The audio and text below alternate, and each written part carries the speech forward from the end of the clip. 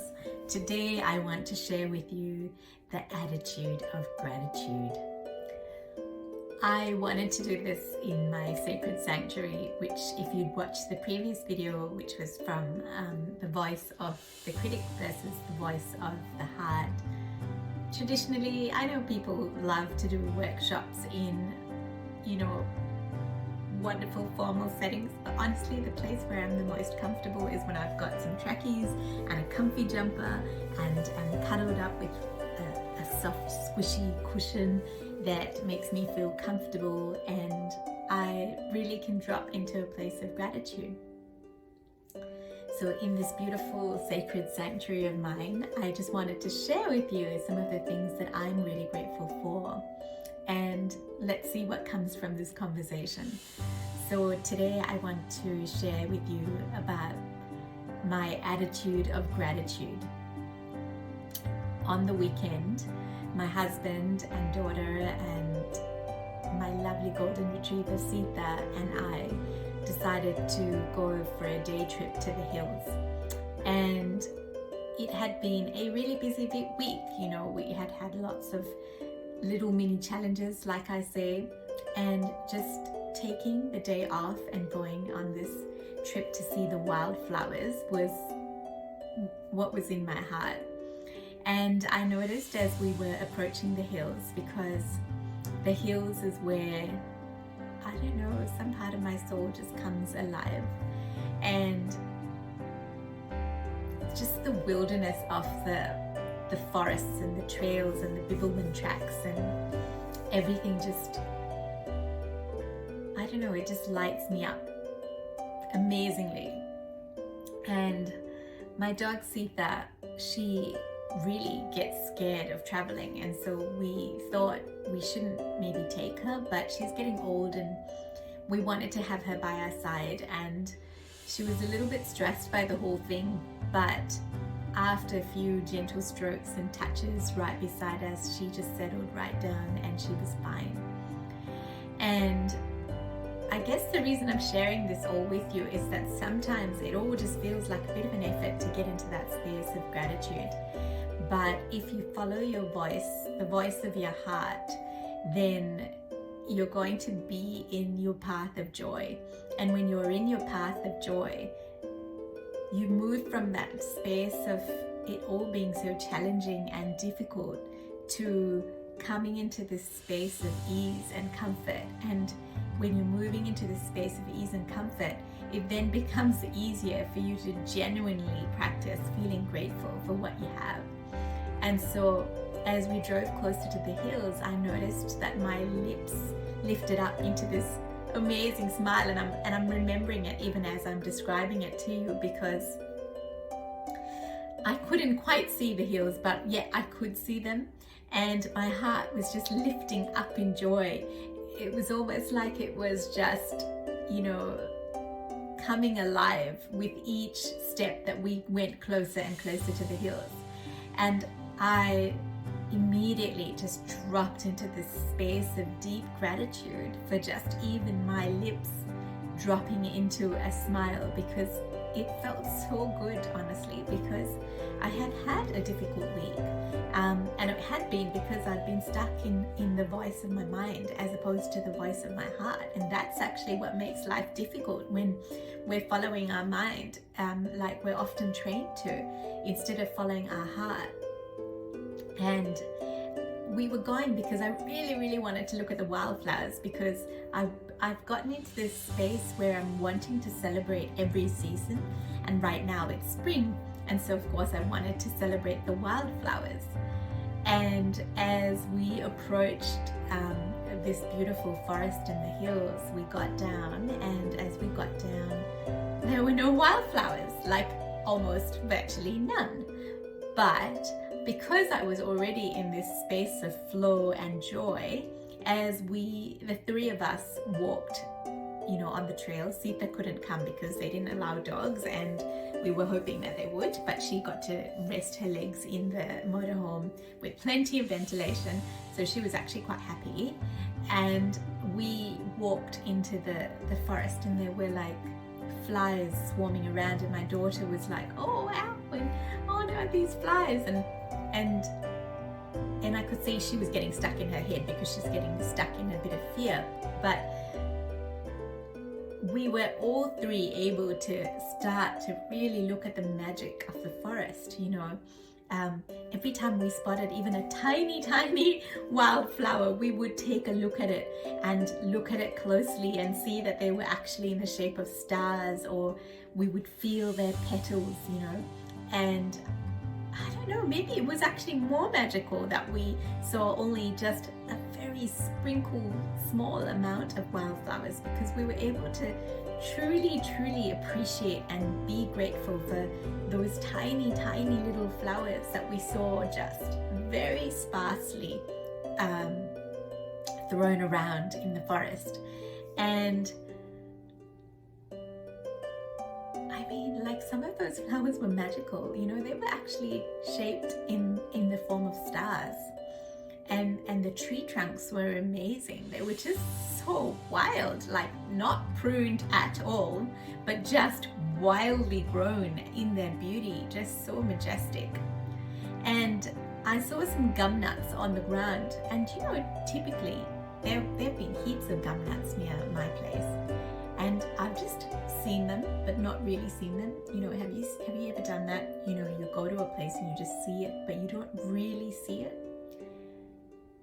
And a thought occurred to me from my heart, you know, these gum nuts, where are they from? You know, and just to even see the gum nuts and think about them in that detail, and then to look up and see the gum nut tree and realize that these gum nut trees have actually been in the park near my place, and I've just not taken the time to really always look at them, or not even realize that they are gum nut trees. And seeing these beautiful gum nut trees and actually recognizing that the gum nuts were from the gum nut trees.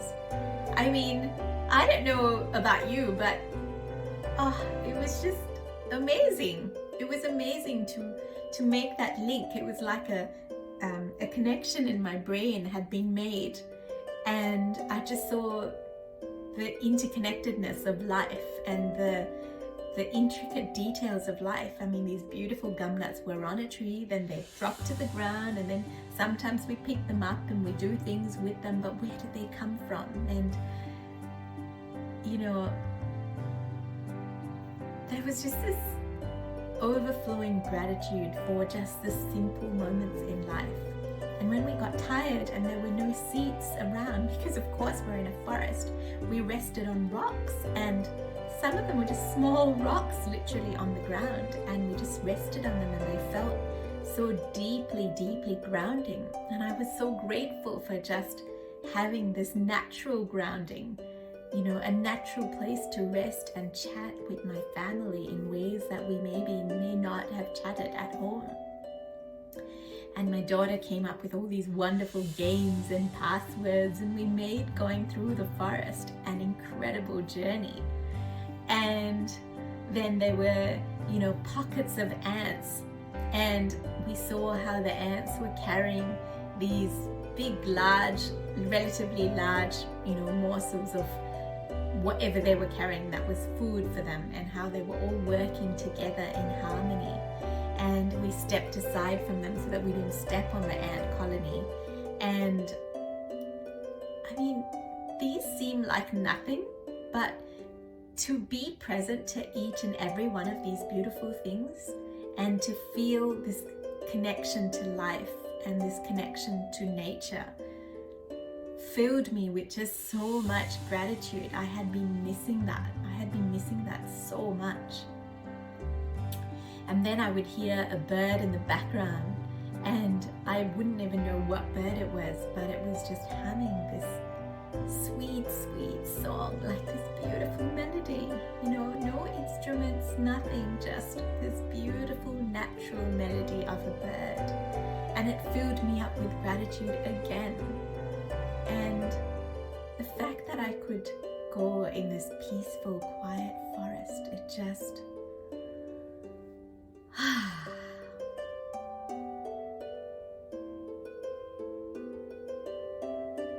I mean, it just soothed my senses like nothing else did. heart was full. My heart was so full of gratitude to be able to experience that.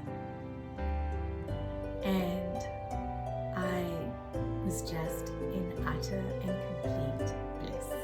There's no other way to describe it. To be there sharing that with my family and just being in the present moment, I was able to fill my heart with so much gratitude, and it has overflowed in this day today. So this attitude of gratitude, when we see things that light us up, to genuinely give thanks and be grateful for it, it actually helps to elevate all of our body's chemistry, our biochemistry, our hormones, our endorphins, everything, the science of it all. But the more we follow the voice of our heart in every given moment, I knew that I really wanted to celebrate spring. Really celebrate it. I don't think I've ever really gotten into that spirit of wanting to celebrate a season before, but this time I was like, I am going to celebrate spring. And even though I didn't see anywhere near as many wildflowers as I wanted to see, the wildflowers that I did see, I can probably count them, on my hands and my feet, the number. But, oh goodness, I did actually see the wildflowers that I wanted to see. And I saw many beautiful sights along the way to getting to the forest as well. And it just opened up my eyes and opened up my, mind and opened up my heart. And I just felt so happy. And I just couldn't wait to share that with you. The attitude of gratitude, it's almost like the more things we're grateful for, the more joy it draws to us. And the more joy it draws to us, the more we're grateful for things. And the more we're grateful for things, the more things that we attract with us to joy, And I just want to share this with you while I've got this here. This is my little pen holder. So I have a pen, and I actually recently started getting pens that had sentences. So for instance, this one says, "Do great things." And I put my pen in my little pen holder. And this is, when I saw this heart, it actually lit me up, because I guess it has some of my most favorite things in the world, which is flowers. And I'm so grateful to my heart, because it really has been speaking up. Well, it's been speaking all the time, and I just haven't been listening. But I'm so grateful for my heart, because my heart truly does point me in the direction of my joy. And giving gratitude to those moments of joy and everything that fills me up with joy just fills my soul up. So the attitude of gratitude is what this workshop was about. And as I said, I don't even want to talk about it as a workshop, because it actually just is a sharing of my soul. It's a soul sharing. So maybe that's what I'll call these. These are called soul sharings.